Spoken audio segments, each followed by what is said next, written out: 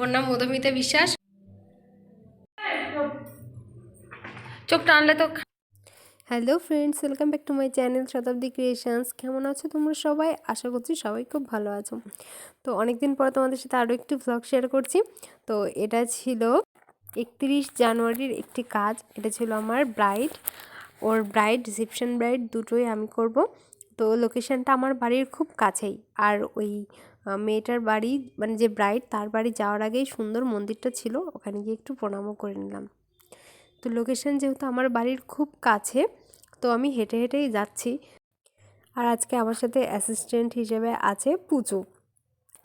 যতটুকু পারে ও আমাকে সাহায্য করে। তো আমার ব্রাইডের কল টাইম দেওয়া ছিল 1:30টার সময়। যেহেতু আমাকে বলেছে 5টার মধ্যে ছাড়তে হবে, তাই জন্য আমি একটু আগে আগেই চলে গেছি। কারণ প্রত্যেকটা বিয়েবাড়িতে গিয়েই সেম কেসটাই হয়, আমি যতই টাইমলি পৌঁছাই না কেন ব্রাইড দেরি করবেই। তারপর আমার সমস্ত কিছু সেট আপ আমি রেডি করে নিচ্ছি। প্রথমে রিং লাইটটা সেট করে নিলাম। আর ভাগ্যিস এই জিনিসটার সাথে ক্যারি করি, তা না হলে যে কত অসুবিধায় পড়তে হয় তার ঠিক নেই। কারণ সব বাড়িতে লাইটের ব্যবস্থা সমান থাকে না। আর এখানেই যে বাড়িতে সাজাচ্ছিলাম সে বাড়ি একটা কাকুই টেবিলটা দিয়ে গেল, যেটা আমার খুব সুবিধা হলো। আমার সমস্ত জিনিস এবার আমি টেবিলে খুব সুন্দর করে সাজিয়ে রাখতে পারবো।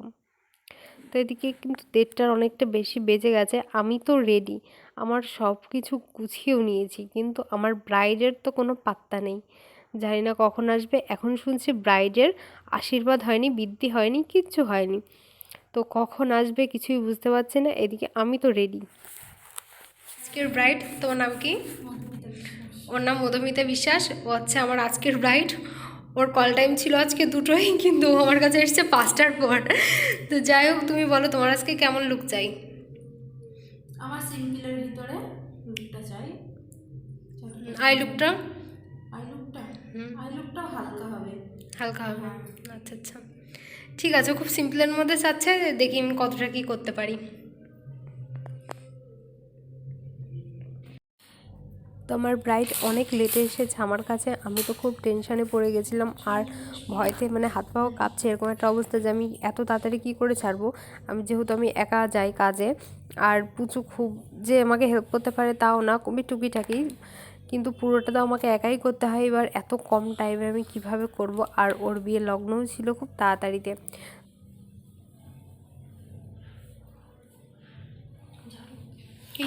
দেখলাম যে তো কাজ করতে করতে ওর সাথে অনেক গল্পও হচ্ছিল, আর ওকে বলছিলাম যে তোমার বর যদি তাড়াতাড়ি চলেও আসে আমি কিন্তু তোমাকে ছাড়বো না, পুরোটা রেডি করব, তারপরে কিন্তু ছাড়বো।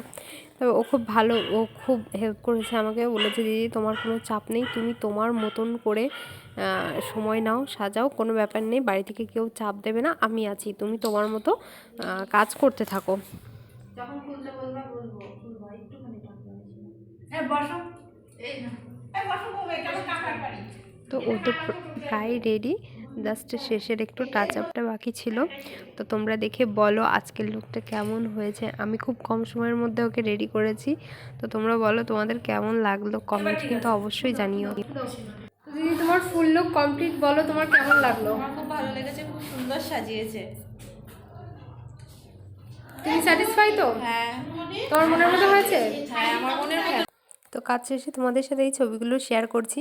আমার মোবাইল খুব একটা ভালো না, ক্যামেরা ফেস, তাই অরিজিনাল ওকে যতটা সুন্দর লাগছিল ততটা কিন্তু মোবাইলে আসেনি। তারপরেও অনেক সুন্দর লাগছে, সামনে থেকে খুব বেশি সুন্দর লাগছিল। তো আমার কাজ যদি তোমাদের ভালো লাগে, তোমাদের স্পেশাল ডেটা আমাকে বুক করতে পারো, আর আমার চ্যানেলটাকে সাবস্ক্রাইব করে দিও। টাটা।